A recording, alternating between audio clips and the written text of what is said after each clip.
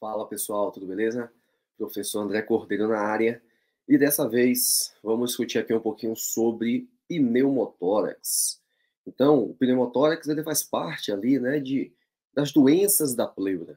Então, basicamente, quando você pensa nesse tópico, né, doenças da pleura, você está pensando em pneumotórax e derrame pleural.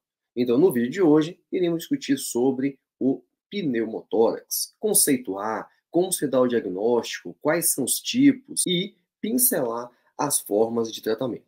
Então não se esquece, já se inscreve aqui no canal, ativa também aí o sininho para receber as notificações de novos vídeos aqui no canal, compartilha esse conteúdo com o seu colega e também já deixa aí o seu like. Vamos lá, bora pro vídeo.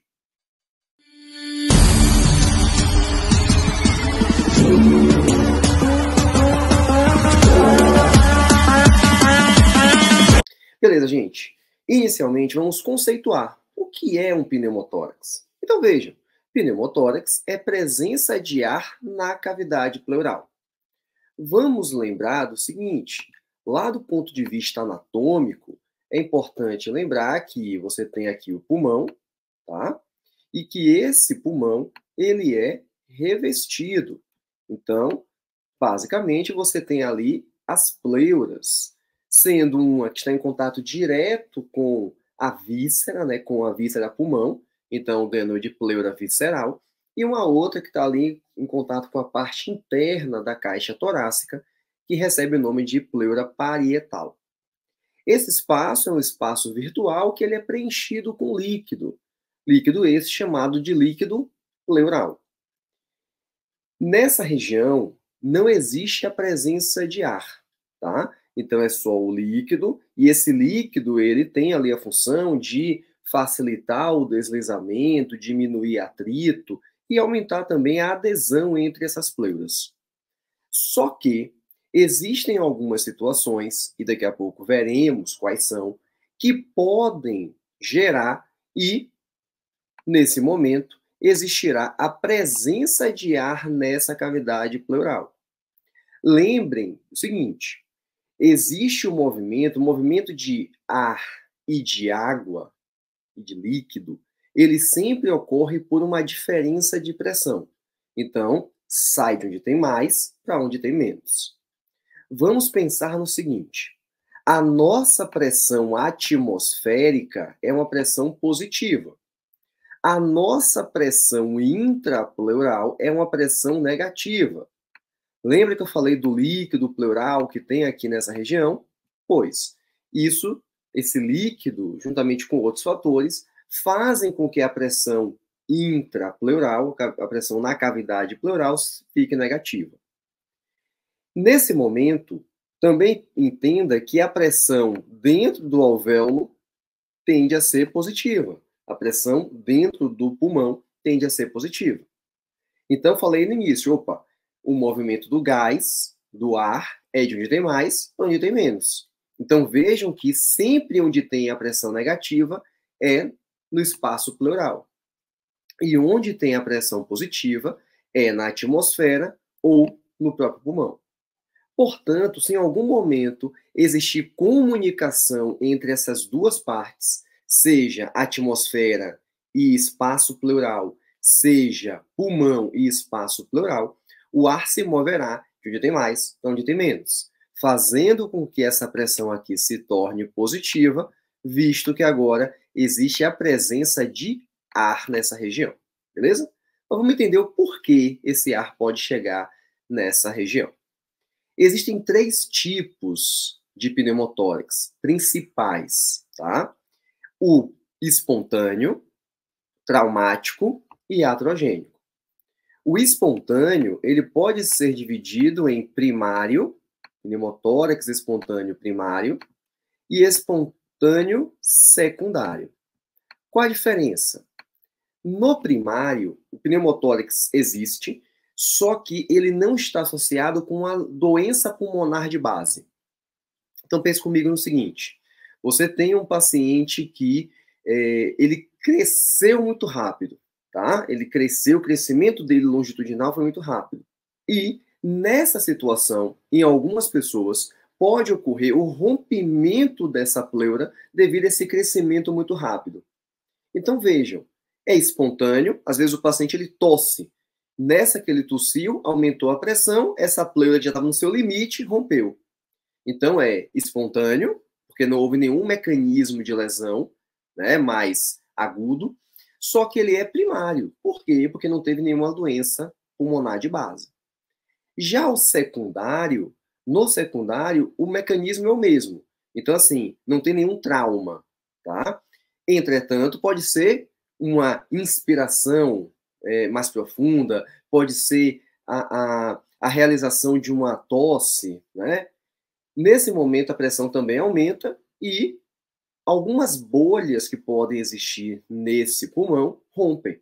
Por isso, se tem bolha, é porque existe uma doença já instalada, como no caso do enfisema. Então, o paciente enfisемatoso, ele pode ter esse rompimento espontâneo dessas bolhas, tá? Nesse caso, então, é um espontâneo secundário, porque existe uma doença de base. E o traumático? O traumático, ele pode ser aberto, tá? Ele pode ser aberto, ou ele pode ser um traumático fechado. Qual a diferença do traumático aberto para o fechado? No traumático aberto, existe a comunicação com o meio externo, tá? E, por exemplo, o indivíduo sofreu uma perfuração por branca, tá? Então, nesse caso, existe uma comunicação agora da atmosfera com o espaço intrapleural. O ar vai entrar, aberto, tá? E o fechado?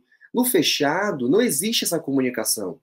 Pode ter, por exemplo, uma situação ali, né, automobilística, trauma do tórax contra o volante, fratura de um arco costal e o fragmento desse arco costal perfurou a pleura.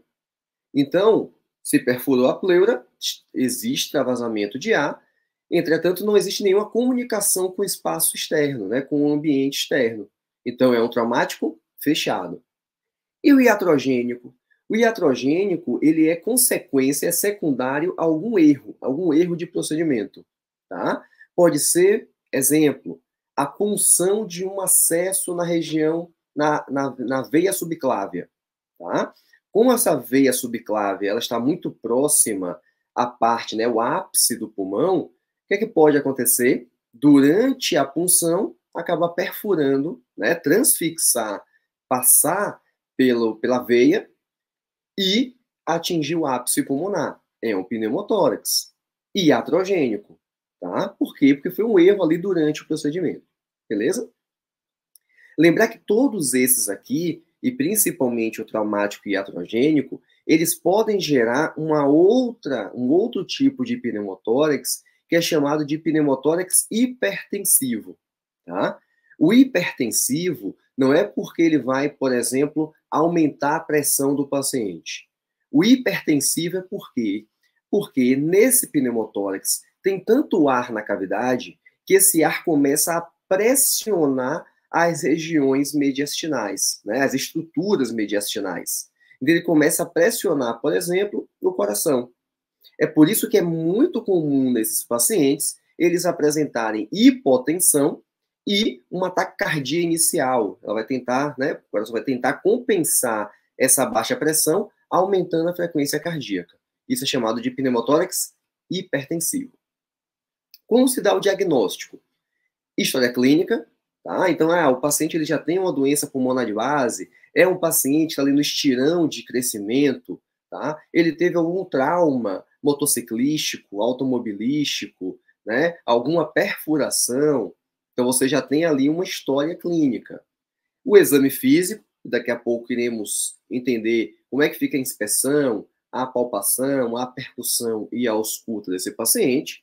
A radiografia, tá? Então, a radiografia é um elemento muito importante para o diagnóstico. Também veremos daqui a pouquinho como se comporta essa radiografia. E a gasometria. A gasometria, uma análise, né, dos gases, também é importante. Esse paciente tende a apresentar, por exemplo, ou inicialmente, uma hipoxemia devido, né, já que esse pulmão fechou ou está fechando, a troca gasosa estará prejudicada. Exame físico, como é que ele fica? Inspeção. Vamos pensar aqui, gente, em pneumotórax mais extenso, tá? E unilateral, beleza? Por quê? Porque menores ou bilaterais podem não ter essa alteração tão gritante no exame físico, tá? Quanto lesões unilaterais. Então, na inspeção, o que você tende a perceber? Uma expansibilidade torácica assimétrica. Então, o lado que está lesado não expandirá e o outro lado que está normal expande tranquilamente. Esse paciente também pode ter aumento do trabalho respiratório, uso de musculatura acessória, tiragem intercostal, taquipneia, tá? Na palpação, novamente, você pode ali observar a expansibilidade assimétrica, né? Ela novamente se altera na palpação. O frêmito tóraco-vocal também se altera nesse paciente, tá? Se for algum relato de trauma, também na palpação esse paciente ele pode sentir dor, na inspeção você pode visualizar ali algum edema, né, algum ponto de alteração da caixa torácica ou até mesmo do abdômen. Percussão, a percussão tem de ficar timpânica ou hipertimpânica, já que tem muito ar naquela região. E a ausculta, nesses pacientes, tende a som pulmonar reduzir ou abolido. Tá? Reduzir, quando esse pulmão ele só reduziu também o seu volume, ou abolido, quando você teve um colapso total pulmonar. Radiologicamente falando, e aqui vocês conseguem visualizar, percebam que desse lado direito, tá? Então aqui é o lado direito, você consegue visualizar vasos, então tem a chamada trama vascular aqui à direita. Já à esquerda você não visualiza mais vasos, tá? Você tem aqui o pulmão que está colapsado, então é mais um sinal. Sinal do seio profundo, então vejam que o seio costofrênico, né, ele está bem aprofundado, ele desceu. Já do outro lado, o que está normal, você visualiza, aqui não, sinal do seio profundo, tá? Então, são alguns sinais característicos do pneumotórax. Tratamento desses pacientes. O tratamento, basicamente, lógico, vai depender da extensão. E, de novo, falarei aqui sobre um pneumotórax mais extenso. Nesse caso, pensando ali, por exemplo, no hipertensivo, tá? Punção de alívio, conduta médica, tá? Uma punção de alívio para diminuir essa pressão e fazer com que essas estruturas mediastinais voltem à sua posição, o coração volte a relaxar e contrair adequadamente.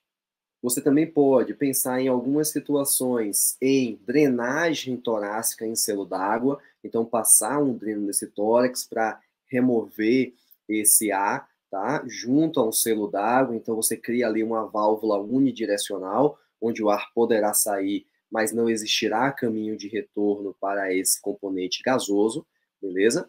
Importante que observar se existe uma fístula nesse paciente. Então, lembra que eu falei que pode perfurar, pode lesar a pleura? Essa pleura ela vai demorar um tempo para cicatrizar. Enquanto isso, enquanto ela estiver aberta, eu chamo isso de fístula. Tá?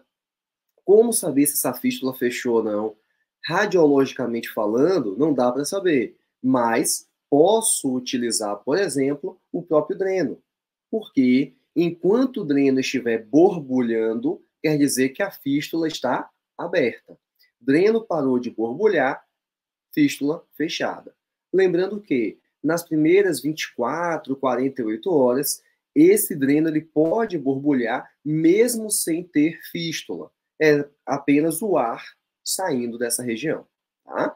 Então, a drenagem torácica e, em situações, né, depois da drenagem, a utilização de algum recurso para a expansão pulmonar.